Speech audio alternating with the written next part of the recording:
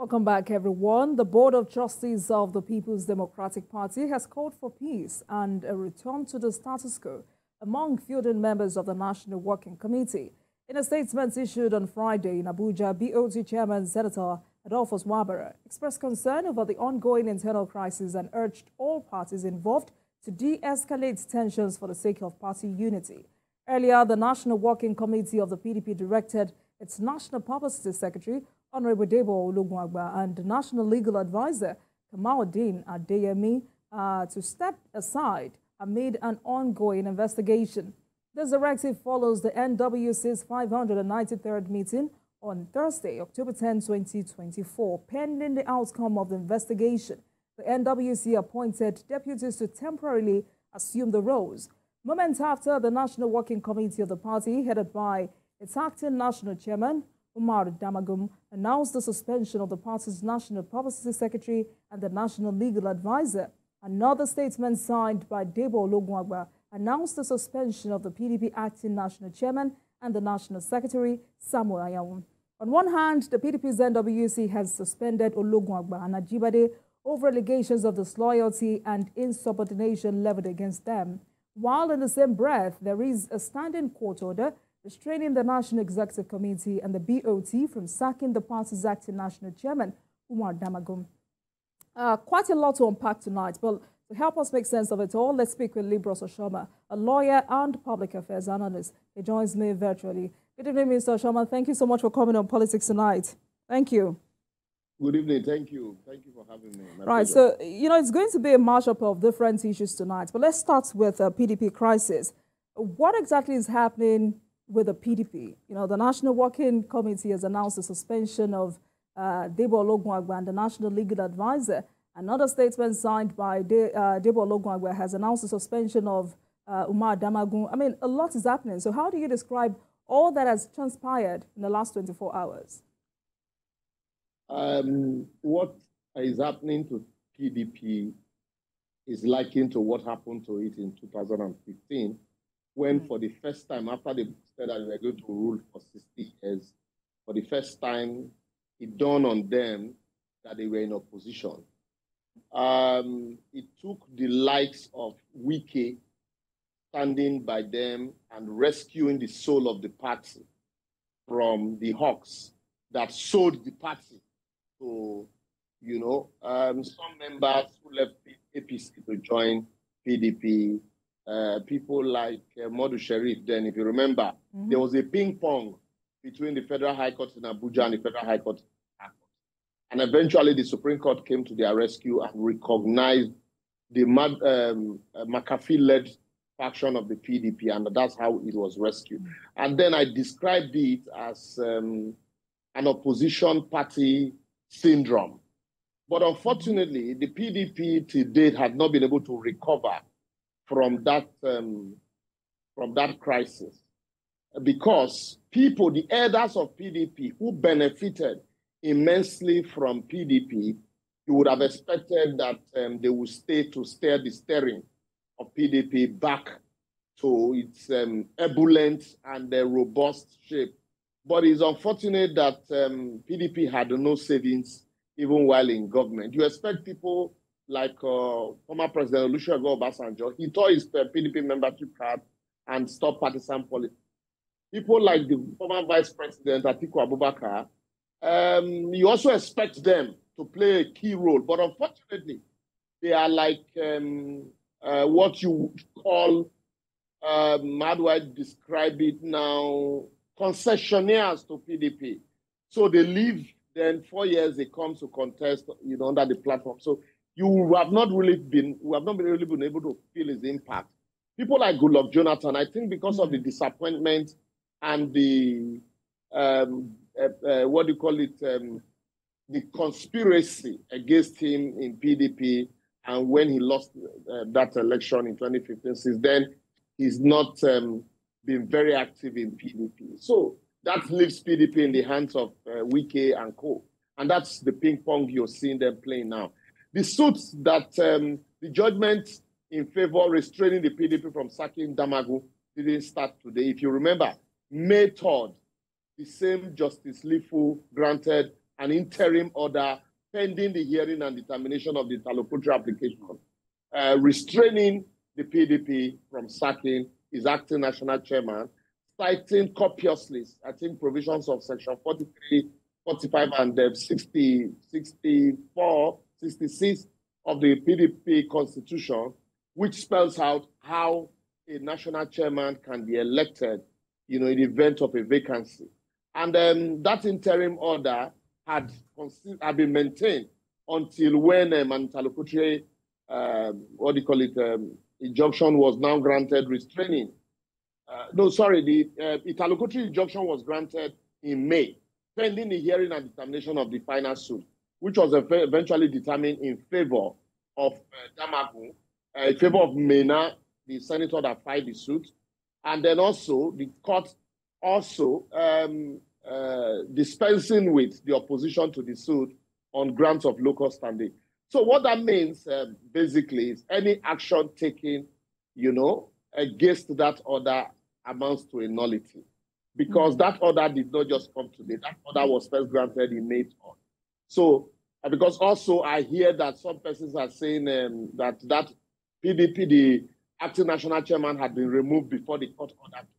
No, the court order came since as far back as May 3rd, 2024. That was when the interim interlocutory order was granted before this final order. Until their convention is December, the PDP, what the court has simply said, except a Superior Court overrules this judgment, what the court is simply saying is that the acting national chairman cannot be removed without complying with the provisions of their constitution. I think, sorry, quickly, I think this is beyond the court, and this is beyond, jostling for power. I think the PDP really, is in deep crisis. And if they don't, if care is not taken, they might not even be able to feed a candidate in 2027. It's fair for you to say that. It's fair for you to say that, Mr. Libros, because it looks like every time there is an effort to unite the parties, such as a reconciliation committee, new issues spring up. Why is this so? You would remember that these issues began before the general election, but it has become intractable. Some say Umar Damagum is backed by Wike. The sacked National Publicity Secretary and National Legal Advisor are backed by Atiku. And this is a subtle continuation of the Wike versus Atiku fight. Yeah, you see, it's unfortunate, really, that political parties, unlike before, political parties are driven by financial contribution from members. But unfortunately, today, we leave political parties to the money bars, the governors, former governors, who have money to oil the political machineries of these political parties. And so they control the levers of powers of the party, they control the machineries. And so any attempt to rescue it from them, from people who they feel are outsiders, they will resist.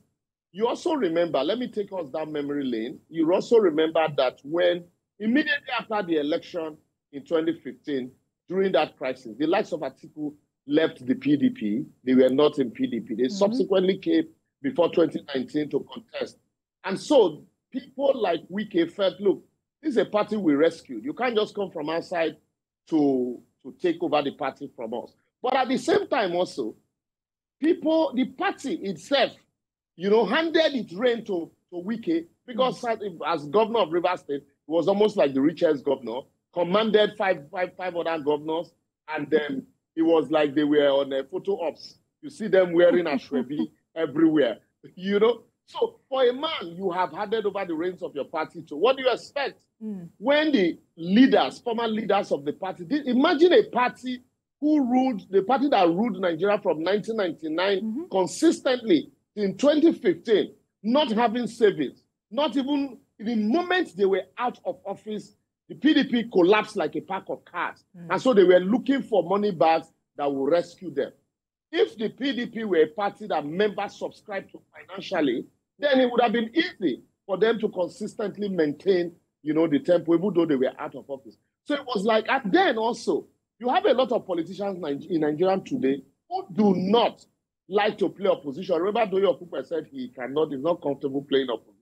So it is only when the government is in power that they remain relevant. And that is why you have people in PDP, at the same time, they are hobnobbing with the government of APC in power. Wike once told us that every governor, including those in PDP and Labour, nominated candidates to the ruling APC. So how can you play purposeful opposition when you are in bed with the ruling party? So certainly the ruling party will have mole amongst you. And, you know, will consistently want to keep those people who are giving them information, who also wants to destabilize the party to ensure that the ruling party has a strong hold. And also, lastly, on this point is the fact that you also have party members who are not loyal to the party, but who sees the party as a vehicle for contesting election every 4 years. So they go in, come out when it suits them. So that's why the crisis will consistently, you know, be like that, because it's all about selfish ends and not, we all know, there is no ideology anyway. So it is not about the ideological belief. I saw a picture, a private picture though, of Segun Showumi begging former PDP leaders to come rescue the party. That's how to tell you how bad it is for PDP right? now. Yes. Okay, thank God you saw it. Begging Ayo Fayose and former leaders to come rescue the party. That's to tell you that the leaders of the party also know that the party, as presently constituted, is on wobbling legs. And also, lastly, I keep saying lastly, you find that these are people who have consistently benefited from the party. And the moment they abandon the party is likely to fail. I said this thing in 2015.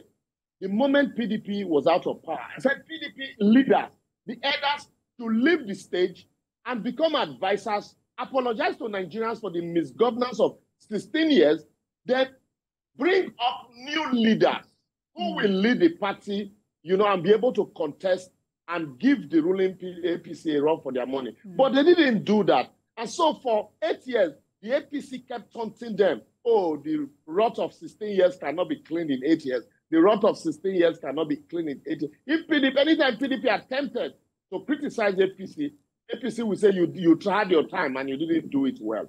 Because PDP refused to retire. Let me come in here. Do you think that some of these issues are not unrelated to sincerity of purpose? Do you often doubt the neutrality of the kinds of persons who make up members of this reconciliation committee? Because truly, every political party has issues. Because this is not the first time PDP is coming up with a committee of this kind. Yet, these issues never go away, but continue to spread to states. Let me tell you, in political party, we agree in Nigeria there are no political parties. What you have are political vehicles for fulfilling ambition. When during the tenure of President Muhammadu President Muhammadu Buhari, remember the current president, Bola Ahmed Tinubu, was appointed as the chairman of the Reconciliatory Committee of the APC.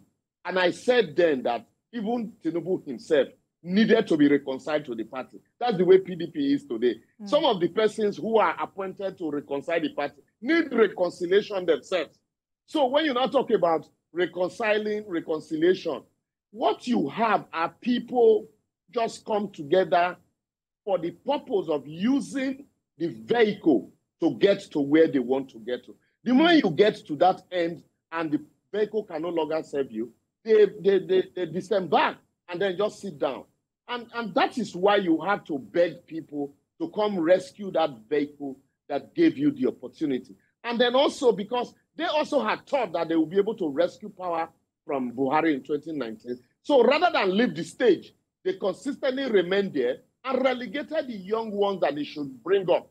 Look at recently, I was reading about the convention of the Labour Party in London, where they were already grooming young people who will take over the party in 10 years' time, in 20 years' time, in 30 years' time. You also saw it with the Democratic Party, where if you contest the presidential election, apart from Trump in a long while, you contest the presidential election, the very next election, another candidate will emerge.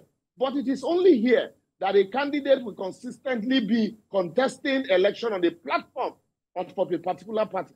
And there you expect that there won't be strife, there will be gossip, there would be misgiving, and then there will be backbite. That's what's happening. And also, if you look at what is happening in Rivers State today, a former governor, now the minister for FCT, he would want to continually remain politically relevant. So, and to remain politically relevant, you must undo somehow your own or maintain a hold of your own political party while you are also serving in another political party. All right. So that's basically what's happening in PDP. Mr. Libros, before we come to Rivers, because we cannot really detach this particular crisis from how crisis in Rivers may have contributed to this. For those saying that the ambition of Alhaji Atiku Abubakar may have contributed to how the strength of a national party like the PDP has been weakened over the past few months, is it logical to say that? Yes, to a very large extent. If you look at the ambition of Atiku Abubakar, if you look at the PDP, you ask yourself, apart from Atiku Abubakar, who really do they have that has the kind of, that enjoys the kind of spread that Alhaji Atiku Abubakar enjoys. But in the same way, the likes of Atiku Abubakar refuse, whether by design or by providence, refuse to groom a successor.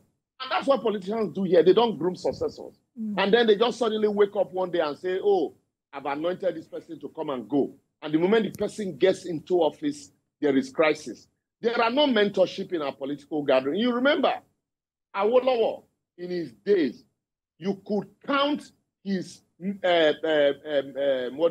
mentees. You had a Bisi Onabanjo, you had a Bola Ige, you had a Lateef Jakonde, and a host of others. Even when he was, you had Anthony Nahoro, when he was charged for treason, people were also charged with him. That's to tell you how long they have come with. So they maintained that political ideology. They call themselves the Awoists. Beniza Babatope and co, eventually some of them went to serve in the Abacha's, government, and ridiculed their relevance. But today, how many of such people do these people groom, apart from becoming essays? And, so PDP does not have that one person. And you don't think that's also part of grooming political mentees, Mr. Libros? No. See, when I say, let's look at PDP today. So